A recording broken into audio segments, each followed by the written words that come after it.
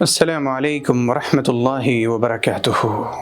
امید ہے کہ آپ خیر و عافیت سے ہوں گے۔ اللہ تعالیٰ آپ کو ہمیشہ خوش و خرم رکھے، صحت کے ساتھ، عافیت کے ساتھ، ایمان کے ساتھ، سنت کے ساتھ رکھے۔ اس وقت میری گفتگو کا موضوع ہے کہ کبھی کبھی ایسا ہوتا ہے کہ ہماری کوئی خواہش ہوتی ہے، ہماری کوئی ضرورت ہوتی ہے، ہم کسی مصیبت میں ہوتے ہیں، ہم کسی چیز کی تمنا کر رہے ہوتے ہیں، کوئی چیز ہمیں بہت شدت سے چاہیے ہوتی ہے اور ہم اللہ تعالیٰ سے اسے اٹھتے بیٹھتے سوتے جاگتے ہر وقت مانگ رہے ہوتے ہیں۔ پھر ہمارے نوافل کا اہتمام بڑھ جاتا ہے، ہم اللہ تعالیٰ کی طرف رجوع زیادہ کرنے لگتے ہیں۔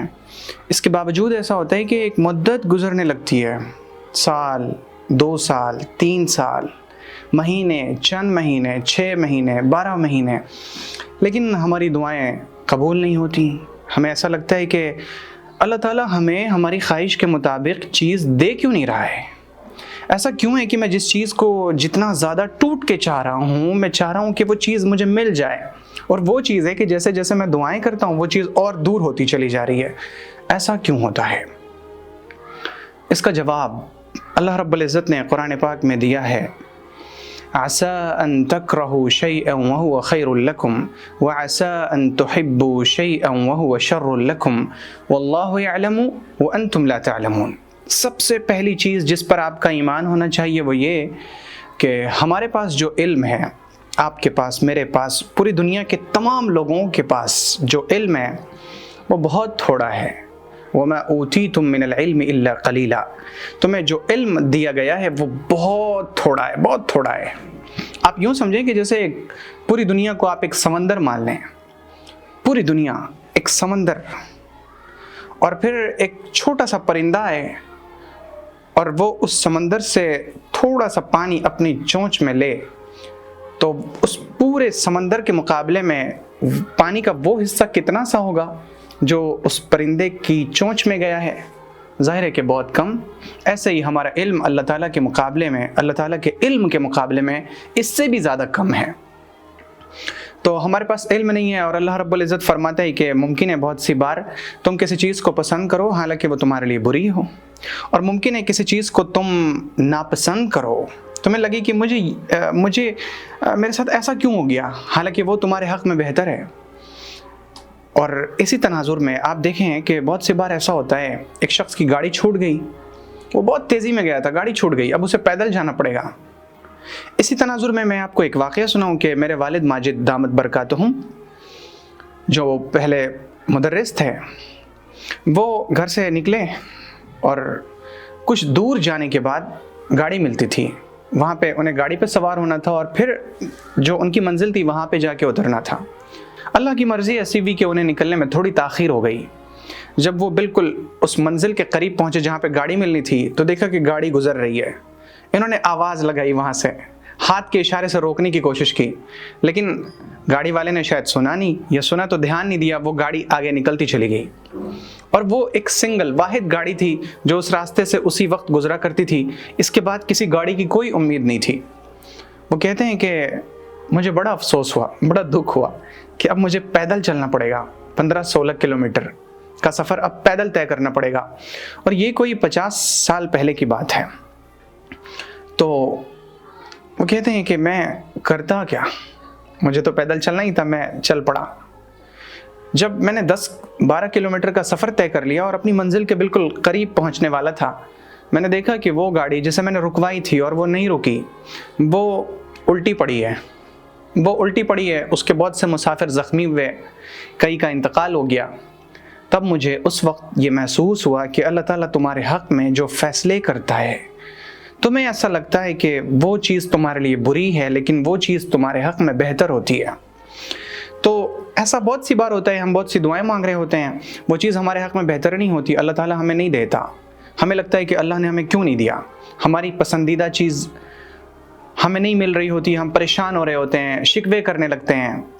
یہ شکوہ کرنے کا مقام نہیں ہے۔ اسی وجہ سے پیغمبر صلی اللہ علیہ وسلم نے فرمایا کہ جو شخص 3 مرتبہ صبح کہے اور 3 مرتبہ شام کہے، رضیت باللہ ربا، اللہ کو میں رب مان کے راضی ہوں، یعنی اس کے تمام فیصلے پہ میں راضی ہوں، وہ میرے حق میں بیماری کے فیصلے کرے، شفا کے فیصلے کرے، بے اولادی کے فیصلے کرے، بے روزگاری کے فیصلے کرے، روزگار عطا کرے، مجھے زیادہ دے، مجھے کم دے، ہر چیز پہ میں راضی ہوں۔ لیکن یہ بولنا بڑا آسان ہے، اس پہ آنا بڑا مشکل ہے، بہت مشکل ہے۔ اللہ کو رب مان کے میں راضی ہوں، اور محمد کو میں رسول مان کے راضی ہوں، اسلام کو میں دین مان کے راضی ہوں، یعنی اسلام کے تمام احکام پہ عمل کرنے کے لیے میں تیار ہوں، رسول اللہ کی تمام تعلیمات کو اپنانے کے لیے تیار ہوں۔ جب ہم دعا کر رہے ہوں اور ہمیں چیز نہ مل رہی ہو تو پھر سوچنا چاہیے کہ پیغمبر صلی اللہ علیہ وسلم نے فرمایا کہ انسان کی دعا ضرور قبول ہوتی ہے، لیکن اس کی 3 شکلیں ہوتی ہیں۔ کبھی ایسا ہوتا ہے کہ آپ نے کوئی چیز اللہ سے مانگی اور وہ آپ کے حق میں بہتر تھی، اسی وقت بہتر تھی، آپ کو وہ چیز اسی وقت مل گئی، آپ مطمئن ہو گئے، آپ کی دعا قبول ہو گئی۔ دوسری شکل یہ ہوتی ہے کہ آپ نے کوئی دعا مانگی، وہ چیز اس وقت آپ کے حق میں بہتر نہ تھی، اللہ تعالیٰ نے آپ کو اس وقت وہ چیز نہیں دی، کیونکہ وہ علیم ہے، خبیر ہے، اسے پتہ ہے میرے اس بندے کے لیے یہ چیز جو یہ ابھی مانگ رہا ہے اس کے حق میں بہتر نہیں ہے، تو اس وقت آپ کو وہ چیز نہیں ملے گی، آپ کو وہ چیز بعد میں چل کے ملے گی اور بہتر شکل میں ملے گی۔ اور تیسری شکل یہ ہوتی ہے کہ وہ چیز آپ کے حق میں، آپ کی قسمت میں ہوتی ہی نہیں ہے، اللہ تعالیٰ آپ کو وہ نہیں دیتا، بلکہ اس کی وجہ سے آپ کو دوسری اچھی چیز عطا کر دیتا ہے، یا پھر اس دعا کی وجہ سے آپ کی مصیبت کو ختم کر دیتا ہے۔ میں 2016 میں حج میں گیا، میں نے کعبہ کے دروازے کو پکڑ کے، یعنی چوکھٹ کو پکڑ کے، ملتزم کے پاس اپنے سینے کو ملتزم سے لگا کے بہت ساری دعائیں کی تھیں، بہت ساری دعائیں کی تھیں۔ جب میں حج سے واپس آیا، مہینہ، 2 مہینہ، 3 مہینہ، یعنی 6-7 مہینے کا وقت گزرا، تو میں سوچنے لگا کہ میں نے حج میں جتنی دعائیں کی تھیں ایک بھی تو قبول نہیں ہوئی ہیں۔ مجھے تھوڑی مایوسی طاری مجھ پر ہونے لگی۔ اسی درمیان میرے والد صاحب نے مجھ سے فرمایا کہ ایک کتاب ایسی ہونی چاہیے جس میں دعا کی قبولیت کے اسباب، دعا کے قبول نہ ہونے کی وجوہات، دعا کیسے مانگی جائے، دعا کیسی ہونی چاہیے کہ وہ قبول ہوگی، اس پہ آپ تیار کریں۔ تو میں تیار کرنے لگا، اور اسی تیاری کے درمیان جب مجھے یہ والی حدیث جو میں نے آپ کے سامنے ابھی بیان کی کہ بندہ جب دعا کرتا ہے اس کی دعا قبول ہوتی ہے، یا تو اسے وہ چیز مل جاتی ہے، یا وہ چیز بعد میں ملتی ہے، یا اس دعا کی وجہ سے اس کی مصیبت کو دور کر دیا جاتا ہے، یا اس سے بہتر چیز عطا کر دی جاتی ہے۔ جب میری نظر اس حدیث پہ پڑی اور میں نے غور کیا تو مجھے لگا کہ نہیں، میں نے حج میں جتنی دعائیں کی تھی وہ ساری قبول ہوئی ہیں، بس یہ تھوڑی شکل کی بات ہے۔ اب 3-4 سال پہلے سے میں دیکھ رہا ہوں کہ میں نے حج میں جتنی دعائیں کی تھیں، اللہ تعالیٰ نے میری ایک ایک دعا کو قبول کیا، ہر دعا قبول ہوئی ہے، کوئی دعا ایسی نہیں ہے جو قبول نہیں ہوئی۔ اور صرف حج کی ہی بات کیوں، میں نے جب بھی یہ تحدیث بن نعمہ کے طور پہ آپ سے میں عرض کروں، یعنی نعمت کو بیان کرنے کے لیے آپ کا ایمان، ہمارا ایمان اللہ تعالیٰ پہ بڑھے، اس لیے میں بیان کر رہا ہوں کہ میں نے جب بھی جتنی بھی دعائیں کی ہیں سب قبول ہوئی ہیں۔ بس یہ کہ کبھی سمجھ آ جاتا ہے کہ ہاں جو میں نے مانگا تھا وہی مل گئی،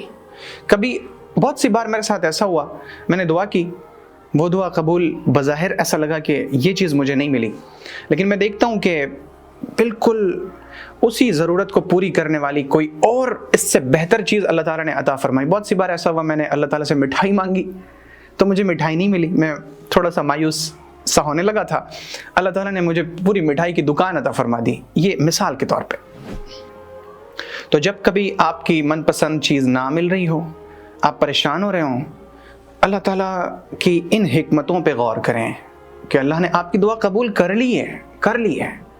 بس یا تو ابھی مناسب وقت نہیں آیا، یا وہ چیز آپ کے حق میں مناسب نہیں ہے، یا اس کی وجہ سے آپ کو اس سے بہتر نعمت مل رہی ہے۔ اللہ تعالیٰ پہ اپنے ایمان کو بڑھانے کی ضرورت ہوتی ہے، یقین کی کیفیت کو بڑھانا ہوتا ہے۔ کوئی ایسا نہیں جس نے اس پہ بھروسہ کیا اور اس نے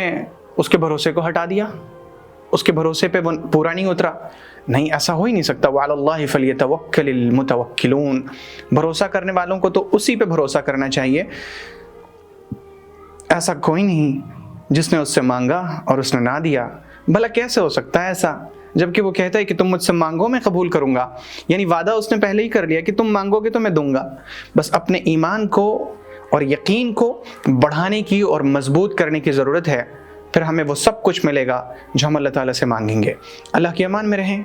اور اس ناچیز کو بھی اپنی خاص دعا میں یاد رکھیں۔ السلام علیکم ورحمۃ اللہ وبرکاتہ۔